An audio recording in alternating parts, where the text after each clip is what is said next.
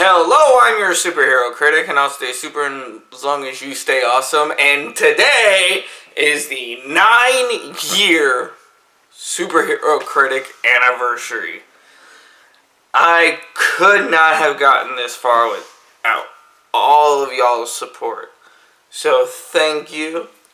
I love you all. And let's get into some Garfield. One of the biggest characters from the 80s and 90s is that big and lovable lazy orange cat, Garfield.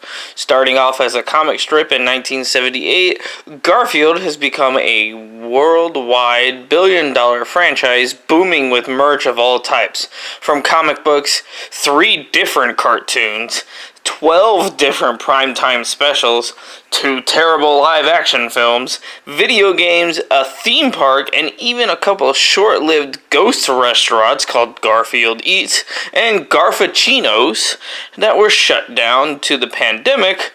But what we are talking about today is Garfield's Pet Force. Oh boy, is Chris Pratt just going to use his own voice for Garfield instead of trying to, sound like the character? Probably. Based on a 5-part kids book series released in 1998, the series dives into a multiversal story where Garfield's favorite comic book actually exists within a parallel universe where all of the normal characters have superhero counterparts. Our movie was released in 2009 as the final film in a trilogy of films after Garfield Gets Real and Garfield Fun Fest. Released by Fox, the movie would be computer animated and would be the last movie released by Fox. So let's dive into the Garfield Pet Force movie. We're ready to party, we're ready. Yeah. I hope you bring lots of spaghetti. I'm scared. Come on in, come to the place where fun is. We begin in space, as a spaceship heads to the planet Dorkon, while the scientist's advisor to King John is going over his new invention. Postgram and...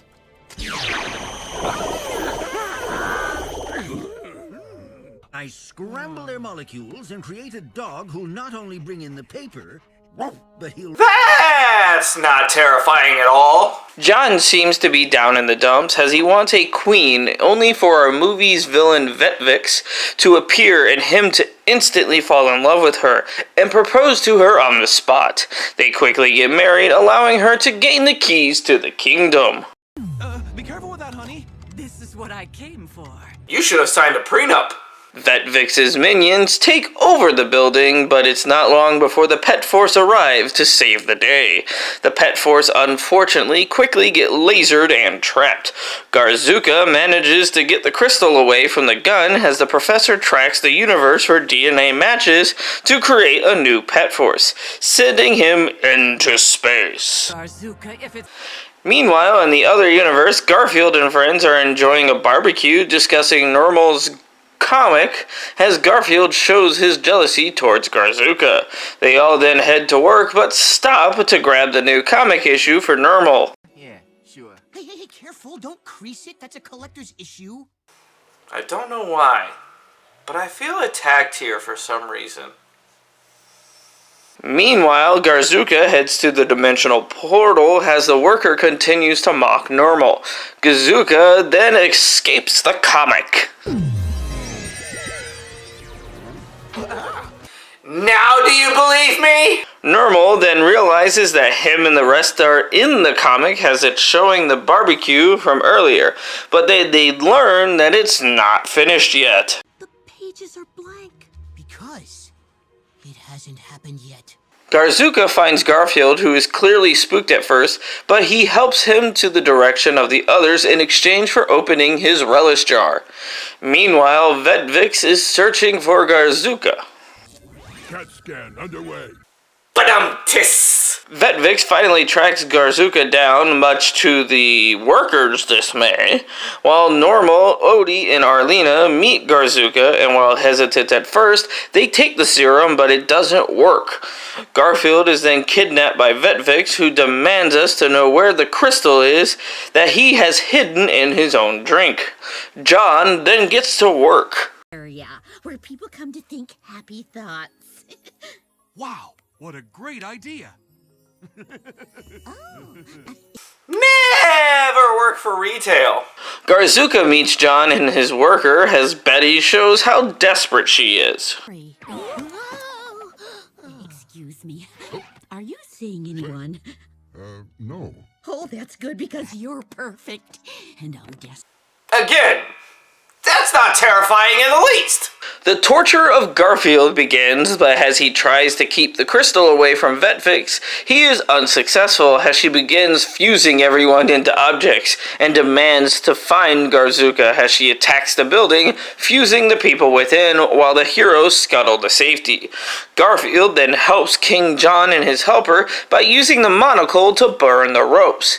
Garfield then literally gets treated like trash. Oh. The group discuss what's going on as the serum finally kicks in, giving them their powers, as Nermal tries to figure out his superhero name. But I should have my own name. Let's see. Flash. Taken. Kid Flash. Taken. Quicksilver. Taken. The Wizard. Believe it or not, that's taken too. You know, I've always wondered how superhero copyrights work. After a small power montage, they need to figure out how to take Vetvix down. However, she begins moving again, creating a bigger zombie army, as the Pet Force try to escape them, but they end up being trapped as they head to the antenna. Garfield and Eli then help unbury Betty and the others. The group without powers decide that they need to do something to help. I'd say Suicide Squad, but that's also copyrighted. The Pet Force realize their energies are draining as they use their powers, and Garfield's plan of pretending to be Vetvix actually works as they help the heroes from the zombies. Garzuka then harpoons Vetvix's ship to stop her in her tracks, while the zombies are led into a pit. This, of course, pisses Vetvix off as she uses her super scrambler, fusing the Pet Force together.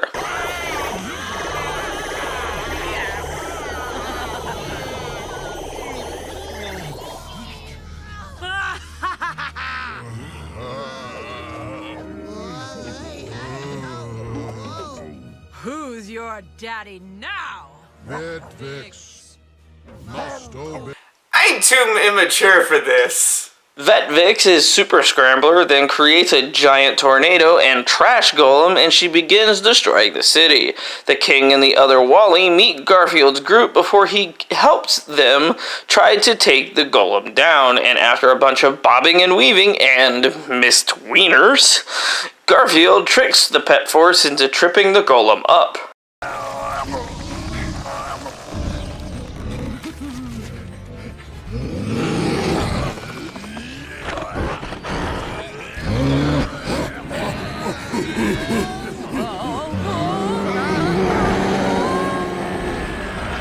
This knocks the gun out of Vetvix's hands, allowing Garfield to descramble the town, Pet Force, and everyone else, as well as fusing Vetvix with the Happy Platform.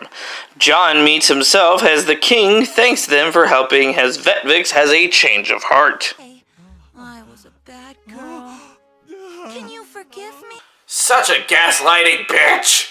Garzuka takes the powers away from the Pet Force as the king and Vetvix get remarried, and the movie ends on a romantic note as Garfield and Arlena literally dance against the stars. So that is Garfield's Pet Force.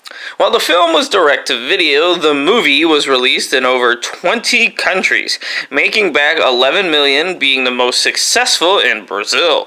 Most reviews have been negative, where it doesn't even have a score on Rotten Tomatoes, and most people feel it's not the Garfield they grew up to know. So that was Garfield's Pet Force. And I personally enjoy the movie. It's bad animation, and the plot is predictable for something like this, but it's very enjoyable. And if you like Garfield and you like superheroes, you're gonna love this movie.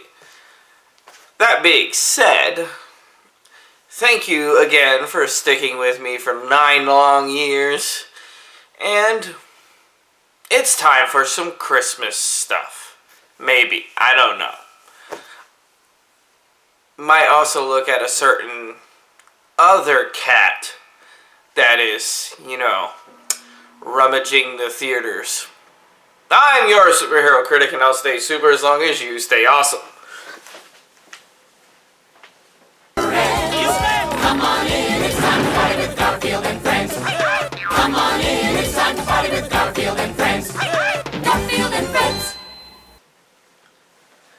And I will also almost kill myself stepping on the cape as I walk off.